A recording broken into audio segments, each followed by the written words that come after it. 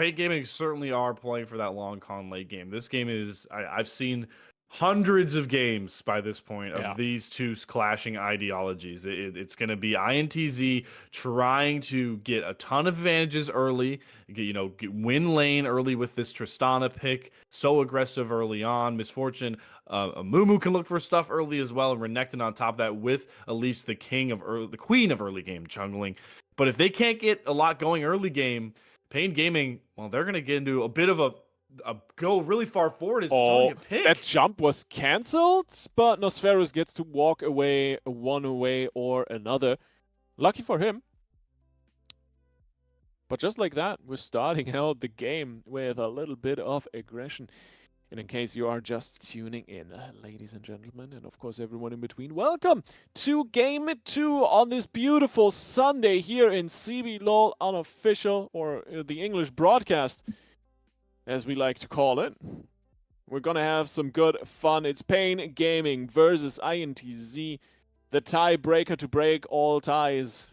27-27, 2 and 3, both teams at the moment in this season.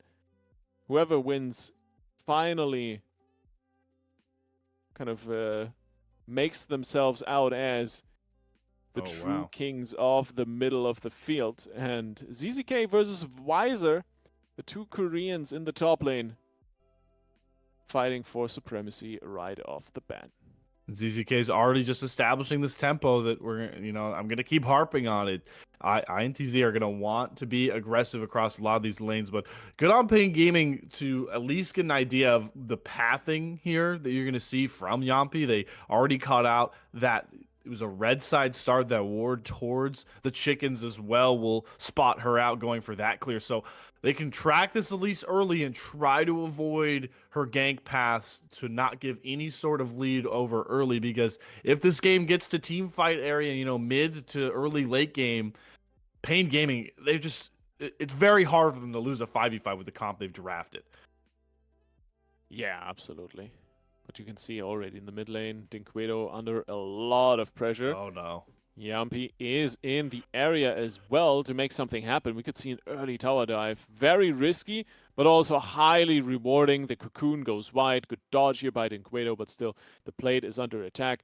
And we gotta kind of make some connections to the last game already, right? Because Karyok on the Maokai, I think one of his main jobs will be keeping Yampi in check as much as possible in these early stages of the game. Ooh. That's wait, was that Karyok? Karyok secured them all. Yep. Got all three. That means the blue buff is gone because he does not have smite to contest it. Right, and we don't even see Pain Gaming's bot lane even roaming up here just yet. Now they'll finally come. This could be dangerous for Yampi if he overstays, but he does have his bot lane support coming over. Beautiful early aggression here from Yampi into the enemy jungle, making sure he steals away as much resources as possible. Will get a 3-buff start for himself off of this, because he can just waddle over into his own topside jungle and clear everything over there. The important thing here for Pain Gaming is they need to realize that they're going to give up advantages early, just small micro ones. You're expecting Nosferos to win lane, have a farm advantage early. The same thing can be said for ZZK topside. You just can't be giving up big kills, setting up big fights, or giving up a ton of dragon stacking and stacking and Rift Heralds. You just got to bide your time. As they might even look to aggress bot side. Yeah, a little bit of trading going on. Nia taking some damage, but then again, hey, it's in a Mumu and still have some health pots in the inventory, so not too much trouble brewing for INTZ. And for the moment, they are very happy with how this early game is starting off. And we gotta talk more about this Elise, right? Because there is gonna be a lot of impact that we are expecting from Yampi in the next 2-3 minutes. And Yampi is really geared up to be impactful. Like you talked about, that 3-buff start is already up over double the CS of Karyok, who we saw was hovering bot lane to cover his duo down there to the side to make sure that this Misfortune of Mumu didn't step up and try to get too aggressive. So now Yampi is really in a nice spot to be up early. The gold lead reflects that. It may just be 700 gold, but a lot of that is through this Elise. But, farming and getting a farm lane, there's only so much you can do with that, at least that early game jungler. Gotta find ways to get into some of these lanes and put their laners up as an advantageous spot as Yampi is now. And especially with the laners we have going for INTZ at the moment, right? There's definitely some angles that you want to explore. You want to get this Tristana ahead early, Renekton, well, naturally dominating in his own right, but also the spot lane, this Amumu misfortune that you want to get rolling as much as possible. And with the prio, we're seeing coming out from mid lane and bot lane already from INTZ. It's going to be a free Hextech Dragon to start off the objective gameplay.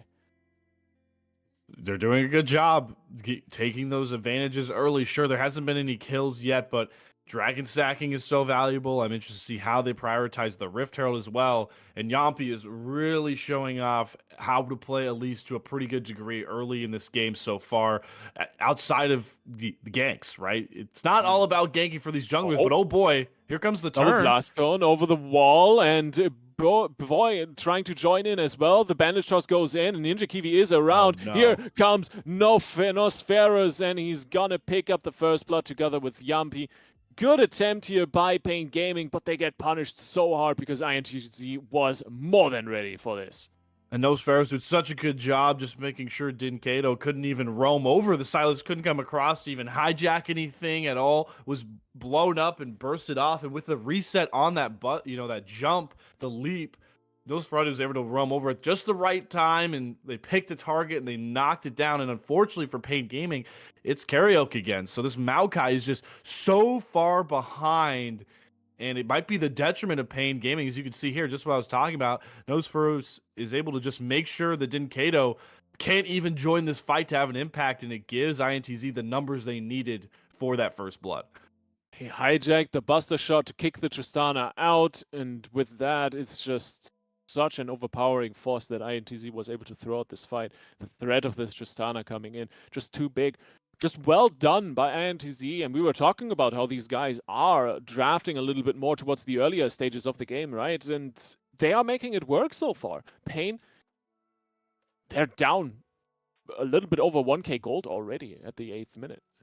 Down 1k gold at such an early stature, it's multiplied by the time we are in the game, and on top of that, they got that first Drake as well. So they're up in the gold department. They're up in, a Drake stacking. Hopefully they don't get, shut down with that Drake stack by something like a Cloud Soul that would really not help them out that much as, oh boy, Ninja Kiwi.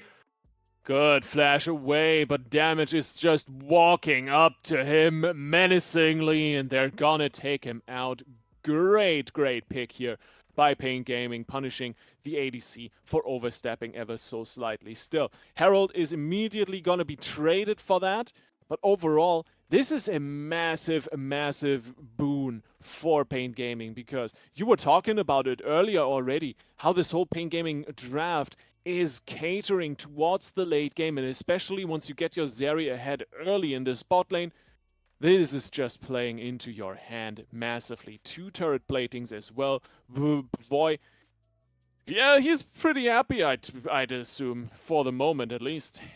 I think Bavoy's like shocked that he's at this point in the game with the draft against him, right? You pick a Zeri who's, going to be weak early game, is just praying that doesn't get behind, trying to scale up for those 2-3 item power spikes for the late game fights, and you see, oh boy, it's a Mumu and a Misfortune, my god. And Bavoy, 1 versus 2 here. Here comes Maokai. The ult is coming in. Does it connect though? Not quite. Doesn't find the root, so no follow-up, but at least the ADC gets to walk away, gets to clean up this wave, but the backport, of course, a little bit delayed. Not quite the timing Pain was looking for, but still damage. Looking for some action with a flash over the wall. Nia caught out, ignited, and locked down. Bavoy takes another one to the bank and is insanely happy with that one. 2 kills, 90 CS on this Zeri.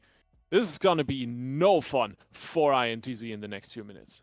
Yeah, they're gonna have to find a way to shut Bavoy down, or things are gonna get very, very deadly quickly. Is oh boy, stolen away, curse Yep. the sad mummy, but Kato doesn't have the support to go on and or the damage at all. The Silas is still trying to work his way up to a lot of damage, and here comes INTZ with the turn, just trying to accelerate their early game comp as much as possible. And it is very necessary that they do so, right? Because Pain, as we already mentioned, very much catering towards this late game. So the next 10-15 minutes are absolutely crucial for INTZ. The next 5, I think you want to spend building as much of an advantage as you are possibly able to. And after that, you got 10 minutes, I'd say, to finish this game out before Pain Gaming starts to outscale you and basically will just steamroll you in general team fights. It doesn't help that Bavoy is already, 2/3 of the way, a majority of the way towards that Immortal Shield Bow. Not only is that an obvious mythic power spike, Lithi, but also will help protect this Zeri against a lot of the burst damage that INTZ can throw out. At least at her core, yeah, sure, very good at early game ganking and setting up teammates, but at her core is a burst champion alongside this Tristana as well as topside. We finally get a duel. Bit over aggressive. That Mega Gnar running out a little bit too early for his taste. Didn't get to old ZZK as he was probably intending to.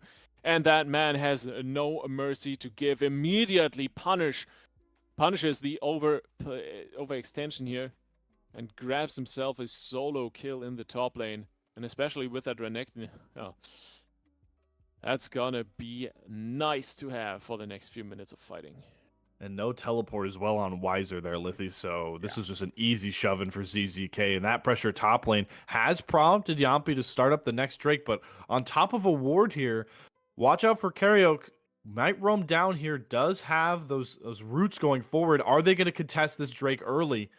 They don't got much time. There's the curse of the sad bullet time, but the Maokai coming in. Karaoke, we're just on to Ninja Kiwi, but Bavoy trying to go into the fight immediately gets shut down. Both go over the wall. The explosive shot is going to seal the deal. Karaoke does not even get out, and Dinquedo also will almost fall. Maybe will get run down by Yampi thanks to the Cloud Rift, but he's not quite fast enough. One way or another, it is a painful exchange for Pain Gaming. This is the problem with the new Maokai running Demonic Embrace is if you fall behind like Karaoke has, you're just so squishy and you can't be that frontliner that your team needs. Sure, Pain Gaming have damage on the Nautilus, but it was such a disjointed effort to try and shut down this Drake. You see they jump all of their damage on top of damage, and he's the only frontliner. Karaoke is so squishy that by the time they lose that first tank and Nosferatu shows up, it's just easy pickings for INTZ, and that's the real push they needed. They were kind of slipping up with the early game comp with Bavoy, but now they are firmly back in the driver's seat. Unfortunately, though, Lithi, it is a Cloud Soul for this game. Yeah, that is a little bit unlucky, especially with the Drake stacking that INTZ was able to do in the first 10 minutes. Hey, I mean, Cloud Soul is still pretty okay. It gives you some decent mobility to work with and all. But on top of that, we got to talk about the timing of this team fight, right? This was worst case scenario. Because everyone on Pain Gaming had the funds to buy their mythics. We do now have that Immortal Shield Bow coming in for Bavoy and everything. But it was just after the fight that this was happening. They should have just let this Drake go, I'd almost assume. Yeah, I mean, you certainly don't have to compete that early to shut down dragon stacking, right? You're still there. It's only halfway to soul, as the math reads for me. Not the best with math, but certainly can count to 4 here for dragon stacking. And now the problem for Pain Gaming is the obvious advantage they have. The big factor besides Bavoy being on a really good scaling AD carry for those fights later is that Pain Gaming's front line is going to be so much more superior with this tanky Nautilus. Karaoke's Maokai will get tankier once Demonic Embrace is completed, and Wiser's Gnar can be pretty tanky in Mega. You can see that both Nosferatu and Ninja Kiwi already opting for the Kraken Slayer. They're going to be able to shred those tanks that aren't even really online as full tanks just yet. And especially with the Tristana unlocked in mid lane a little bit, right? That tier 1 turret fell. There's a turret first blood as well into the pockets on top of the platings. We just saw the graphic. 8 platings overall for INTZ versus the 3 for Pain Gaming. So start of this game favoring INTZ front to back. At the moment there, I'm trying to do some quick maths. I think this is 4k gold lead they have currently. Finally a turret traded here by Dinquedo in the bot lane, but as mentioned, with Nosferos unlocked from that mid lane basically, turrets are just going to fall like flies left, right, and center. And the hope in the back of the mind for Pain Gaming fans is that if they can line up some of these ultimates, these plays together, maybe catch INTZ going too far forward with Curse of the Sad Bullet time. They have a lot of good disengage, and damage could set up Bavoy for a lot of good damage over top. But yeah, they're certainly in a hole right now, and they're starting to bleed standing gold across the rift as well. And you got to really shout out Nosferos for, like you talked about, they unlocked mid lane, immediately goes top, takes down that tier 1, is now going bot, but here comes the response from Pain Gaming. Yep, there's a lockdown with the Curse of the Sad Bullet time, double kill, already coming in for INTZ, and ZZK ports in, goes for damage, and does a lot of damage actually as well. Still, they don't get to follow up. It's a 2-for-1, a massive win for INTZ. They get a tier 1 turret in the bot lane out of that. The Herald dropped down as well. This is a free tier 2 to boot. And with that, they are just accelerating the game more and more. And as I mentioned, right, 5 minutes to bolster their advantage. They have done that. Now we are in this 10-minute, we finish you guys phase.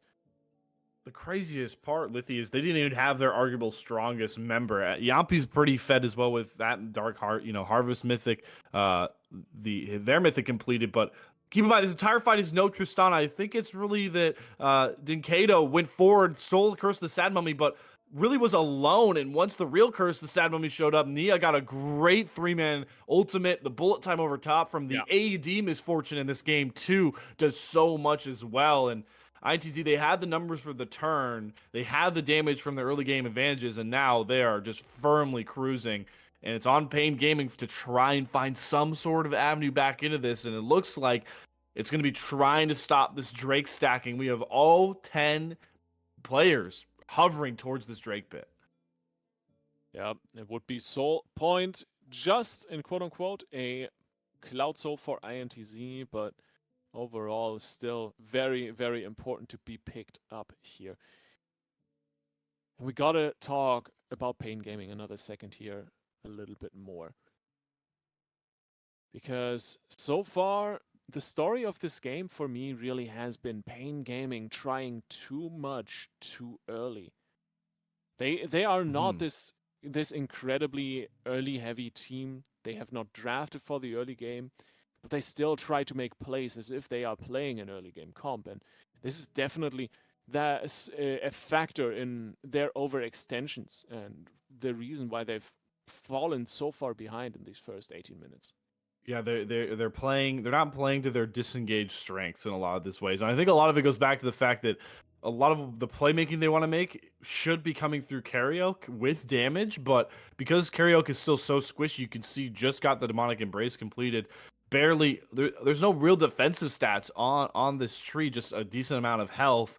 Karaoke can't afford and can't survive trying to follow damage into these fights. Doesn't have the shield, doesn't have a lot of the defenses. So when they try and go forward, Karaoke gets blown up before he can do a lot of what he wants to do on this Maokai. And that just leaves damage up in the front line, and we haven't seen a fight yet with Weiser involved either, teleporting that last skirmish around the Drake pit late to try and pick up the scraps. So it's a lot of dysfunctional frontline play and a very, very malnourished Maokai that is to the detriment of Pain Gaming.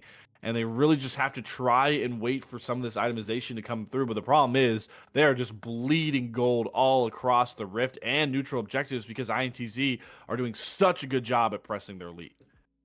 So you're saying Pain Gaming should water their plants more? Yes, ASAP. Get to the river and water the plant because that tree is dying too much and is way too unhealthy. No, you definitely have a point there. Karaoke having a rough time this game, but we're not done yet. The most important person on Pain Gaming is still very much with both feet in the game, and that is Bavoy. Just hitting level 12, we do have that Immortal Shield Bow completed. I am assuming there's a bunch more gold in the pockets of this Zeri. Ooh. And there are the Navori Quick Blades. Second item done, and that is a solid power spike that you can work with on the side of Pain, because now you're slowly starting to get the scaling going and maybe the fight potential in the next few minutes. Yeah, it's interesting with the new, the changes to Navori Quick Blades and its bonus damage spike off certain crit stats. You see Navori Quick Blades getting rushed. Now, I believe Bavoy is now at 40% to meet that threshold. Usually, we've been seeing Zeris prioritize a Phantom Dancer second item for that power spike, but this is the new itemization track for a lot of these crit AD carries, and no better time for Bavoy to hit that point than with Baron Nashor on the cards, because INTZ are eyeing it to try and press their lead even more. And like you mentioned, Bavoy has to be the one to get it done in the damage department if Pain Gaming want any shot in this one. Indeed. All eyes on Bavoy. Currently in the mid lane, eyeing up Nosferus. Weiser still around for his support, but no Meganar available. We're basically dancing around this Baron here at minute 21, looking for a fight. Nia is definitely the one to go in there. The bullet time goes wide, but the Curse of the Sad Mummy still available. ZZK in the backline, though, gets engaged by Bavoy, and the 1v1 is underway. The Renekton is getting chunked. Bavoy going aggressive, doesn't get the kill. 3-man Curse of the Sad Mummy, and the turnaround is in. In goes the Tristana, and Nosferus is just rolling this fight. Bavoy gets to dash over the wall, but it's 4 quick kills for INTZ. And the pain is written in their eyes as Pain Gaming gets clobbered in the mid-game teamfights. Nosferus looking for the cleanup as his team is going for the Baron. The ace coming through for INTZ. That fight started so well for Pain Gaming. INTZ, they kind of had a dysfunctional Curse of the Sad bullet time. You saw Ninja Kiwi pop bullet time, but Nia didn't like the lineup for that big stun, so they already burn the bullet time. You're going to see here, Nia goes in. Ninja Kiwi thinks, oh, we're doing Curse of the Sad bullet time. No, bullet time goes Aaron. ZZK gets caught in the back line because the ultimate from Maokai cuts off most of INTZ, and they get ZZK so low. But here comes Mia, right? The big Curse of the Sad Mummy, and now Nosferus has been farming up, scaling up so hard, and my God, Tristana is packing a stupid punch by this point, and all Bavoy can do is hope to run towards the wrong side of the map, and it is cleaned up very well. INTZ, beautiful job picking up a bit of a squandered early game towards the bot side, and now are really cruising in this game. Baron picked up. Pain Gaming are getting backed into a corner that I don't think they can get out of. 8k gold, even with a late game scaling comp. I think this is approaching a point of no return more and more quickly. 1.4k gold currently on the Baron power play. That is only gonna snowball out of control in the next minute or two while this buff is active. Barely a tier 2 turret left. It's only the mid and top that are still open, or up at least, for Pain Gaming. And with this Baron buff, it should be easy pickings for INTZ to push up to the base, maybe even take an inhibitor. Yeah, they're going for a 4-1 split here, sending Nosferus towards the mid lane. And the wave clear isn't great either for Pain Gaming, which certainly doesn't help. Weiser and Mininar can help out with Bavoy, but you want Weiser to get back up to Mega to have any sort of impact in the fight. And I'm still waiting for Weiser. You picked the Gnar to be a playmaker in fights, but Weiser hasn't even had a shot yet. That last fight near the Baron Pit was the first major fight that Weiser was even a part of. And I'm pretty sure didn't even get Mega Gnar until late. So this Gnar pick not really working out either. Is Pain Gaming, they're just going to have to concede soul here. They have no way out of their own jungle. I mean, it's just covered in blue side vision. Bavoy's trying to get up to clear some of it, but that is soul and INTZ continuing to show a textbook early game to mid power spiking team on the stage for CBLOL. Yeah, and look at the itemization as well, right? That is coming in for everyone. They are playing to their strengths. Night Harvester and the Morellonomicon over on Yampi. And what surprises me the most, but I'm loving it, is the Blade of the Ruined King and Prowler's Claw on ZZK. So this is not a tank Renekton, this is a assassin Renekton that's just gonna dive your backline and annihilate your ADC. Bavoy It's gonna be a rough game for the next few minutes for the Zeri if they can even get anything done. And face value, that itemization from ZZK seems like, oh boy, with rest of the comp, that might be, questionable, right? Because that means there's no real main tank except Nia, who doesn't have the gold to really become a full tank. But you got to keep in mind with the comp how hard they want to win early. You got to go for the itemization. It's Nia. Yup. Wow, another great ult. Beautiful. Curse of the Sad Mummy. It's a return kill, though. 1-for-1 overall. Weiser in the back line, ported behind INTZ, and is looking for a massive Meganar. They don't know exactly that he's there, but he can't find an engage either. So we're just going to go for the casual reset. Doesn't even get to cancel the back port here of Ninja Kiwi. And with that, well, it's a tier 2 down, 1-for-1 trade overall. I think INTZ doesn't really care too much about how this went. Yeah, it certainly sucks that Nia drops. A really great ultimate again, but it's only like a little consolation prize for Pain Gaming. They have to win a huge fight soon Yeah. here to get any sort of semblance of footing back into this one. And INTZ Meanwhile, are just by the still. way, Go ahead. INTZ picked up Cloud Soul as well. Yeah, they just Casual drive-by.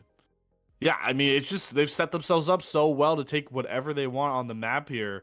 And I will say Pain Gaming did a good job making sure that the Baron power play didn't break their base open, but they're still just down. They're down like nearly 10k gold. So the stars have to align for them to win any sort of fight. And INTZ are trying to shut the lights out in the sky. Yeah. Honestly, the biggest hope for Pain Gaming would be stall this game for another 3.5 minutes, and then we'll win an Elder Flip. Even with how unlikely it is, I think this is the best chance you have if you are Pain.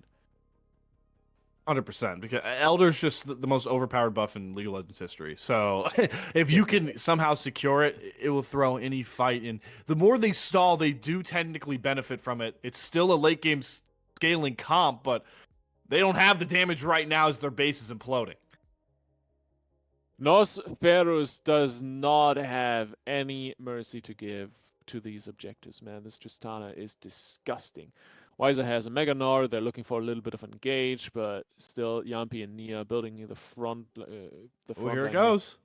Yep, there's the Maokai ult. Damage from the side. There's the Mega Gnar into the wall. Yampi immediately goes golden. ZZK looking for the back line, looking for the Void. He has the Prowler's Claw, and they just push Pain out with sheer presence. The inhibitor falls. No one dies, and INTZ get to walk away with their prize. Easy. I mean, it didn't look so easy as, oh my god, Yampi might actually want to regress. That was a beautiful Zanyas by Yampi to dodge the initial engage there. You got to think if there's no Zanyas in the pocket of Yampi, that at least drops. A huge shutdown given away, but instead goes golden, like you said. They are able to break the base, the middle inhibitor down with those supers pushing in. And now Baron is on the cards here. They are catching INTZ on a reset. I wonder if Pain Gaming, as desperate as they are, might just try and pull the trigger on this Baron, but no, they won't even do that either, as most of them take a reset as well. And now INTZ, they can just set up shop to take that purple buff once again. I think the desperation definitely is there for Pain Gaming, but it's a bit too risky. You could lose the game in that very instance if you go for this Baron and something goes wrong, if you mistimed some ports, if you are not sure that everyone is really not anywhere close to this Baron. And on the other side, right, you got to consider it. The longer you can hold out if you're Pain Gaming, the better and the higher your chances are to come back in this game. So Baron is going to be picked up by INTZ. That is the second of the game for them already. And with the 11k gold lead by now, they're looking to close this game out.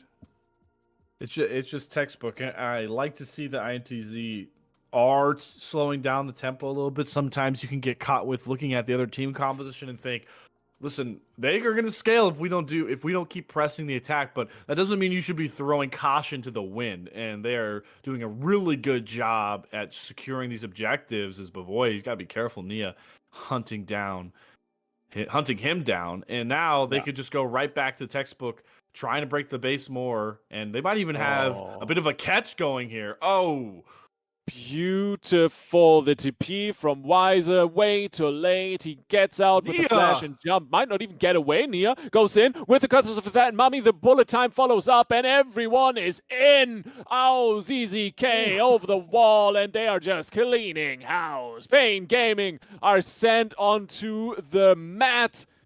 And this game is all but over. Dinquedo still manages to stay alive, but the Nexus is not that lucky. INTZ with a statement game here on this Sunday.